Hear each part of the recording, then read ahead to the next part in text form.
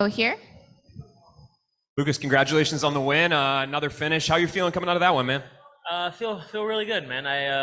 Not that it got very far along. My conditioning and everything felt good. My timing felt great.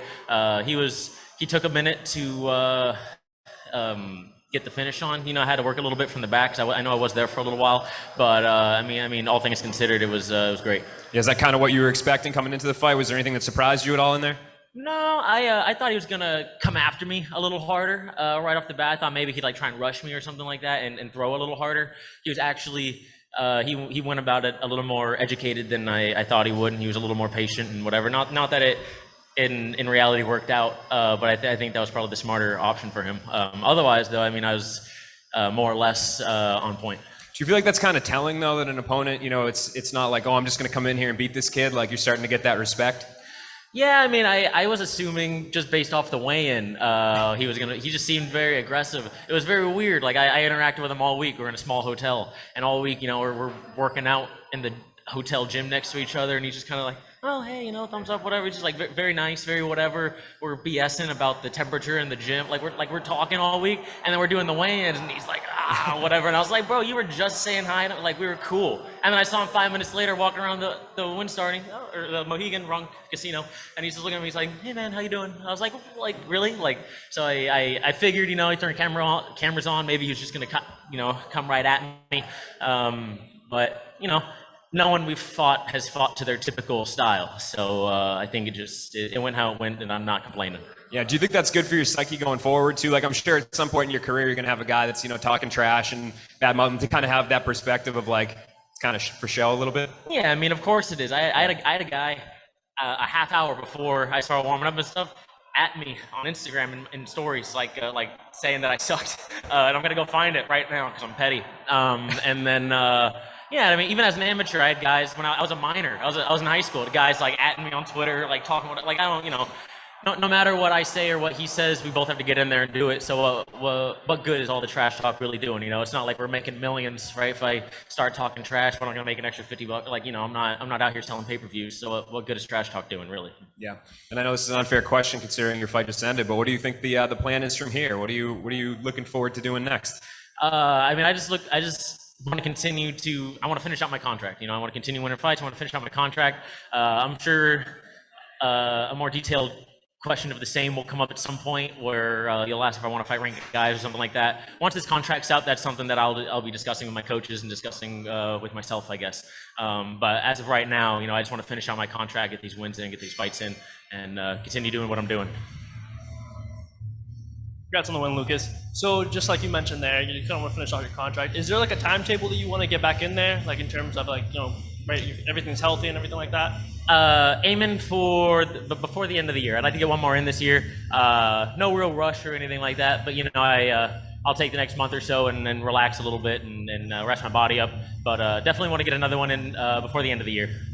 And fun question here is, hence the nickname Skywalker. Have you gotten a chance to watch the Kenobi show yet? I watched the Obi-Wan finale while I was cutting weight. It was a vibe. I was really chilling. It was a good finale, and I was trying not to think about the many pounds that were coming out of me. Yeah, I'm not as big of a Star Wars nerd as it's made out to be. It just kind of goes with the name. But yeah, it was good. It was good. Thank you. Appreciate it. You're one of the fastest rising prospects in all of MMA, not just Bellator. When that contract ends, I gotta ask you, does your loyalty lie with Bellator MMA? Of course. They've treated me amazingly well. I have zero side eye at any other organization right now. I'm very appreciative of everything that they've given me, and that they've given me this opportunity to continue fighting for them, and I aim to continue out the rest of my career with them. And yeah, I really appreciate the spot that I have here and how they treat me, and I'm not just some other guy. Everyone here gets a lot of focus, and they treat everyone very well. So yeah, I aim to be here. And at 22 years old, you have 7 wins, 0 losses, all under the Bellator banner. Do you ever sit back and think, wow, I'm 22 years old, give yourself a little pat on the back, or is that just for your dad to give you? That's all for him. I'm sure he'll post something lengthy later about it, but I try not to think about it too much. This is while I am young, this is something I've been doing for a little while, and it's part of the family, and I don't want it to get to my head. You don't want to be that guy. I stay appreciative of what I have for what I have right now, and what I'll continue to build for myself. And yeah, you don't want to get too, even not even thinking about age, just trying not to get too like egotistical about it. It's keep your head in the game a little bit. And yeah, I mean, it's awesome. It is an awesome thing if you want to look at it objectively, but I try not to think about it too much. And we know you coach a club wrestling team back home. How important is it to you to continue to set a good example for the kids, be a role model, and do you have any message for them right now after your 7th pro win? I mean, it's super important. I try not to be a stuck-up coach or anything like that. I'm very much not very far out of their age range. I get the memes. I'm not 70. I'm not totally out of the loop, right? Like I'm in a group chat with them that I'm sure is blowing up right now with some things that I'll never be allowed to say on camera. But it's I'm very appreciative of that group, and it's just something that. I love those guys, and I can't wait to go back to them. We just got invited to something really big out of state, and so I'm going to go back and hunker down on coaching for the next little bit while I'm training. And yeah, no major message besides that. I'm coming back to beat them all up, and I hope they're ready.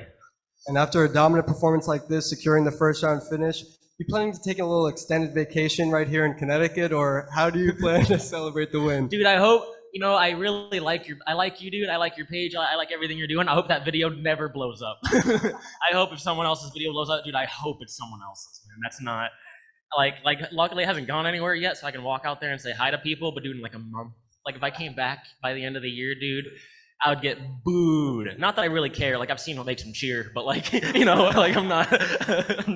I hope if any of your interviews blow up, it's not that one. All right, Thank but you, I do like your stuff. I appreciate it, man. Thank you. Congratulations.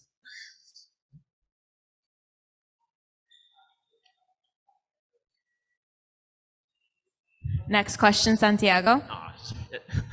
Congratulations on a beautiful performance, Lucas. That was stunning. How special is it to have your experienced father with you? Because there are many things that you don't have to figure out for yourself anymore because of him, right? Yeah, I mean, he's definitely given me a lot of insight on the sport. Not only being the coach for the technical aspect of fighting and whatnot, but he's someone who already went through all the preparation and all the having managers or not having managers and all those things. I've been able to skip through, I think, some of the difficult parts that other up and coming guys might have, just because I have someone like that in my corner who was there while those things were being built, those foundations were being built. Now that they're built, he's kind of got that blueprint laid out for me. So yeah, it helps a lot. This is your third first round submission win in a row now, and you look naturally to do it, but you're still so young. When it hit the mats, that's really where you excel, right? How good does a submission feel for you? I mean, a submission's awesome. If I'm being honest, I'd be just as happy if it was a decision. I'm happy to come out on top of it. That was a tough guy. And despite how it might have looked, despite how fast it might have looked, he was very strong. He was coming in with a good game plan. I could hear his coaches the entire time, which honestly helped me make some of my decisions. But yeah, I mean, having the subs nice to me. Having it in the first round's important, and not that I would have been any more upset had it been a decision, but I'm just happy to get away with a win relatively unharmed. I don't even think I got punched in the face once, maybe in the clinch. So I'm feeling good. Enjoy the victory, sir. Thank you. All right, that concludes our time. Thank you so much. Sweet. All right.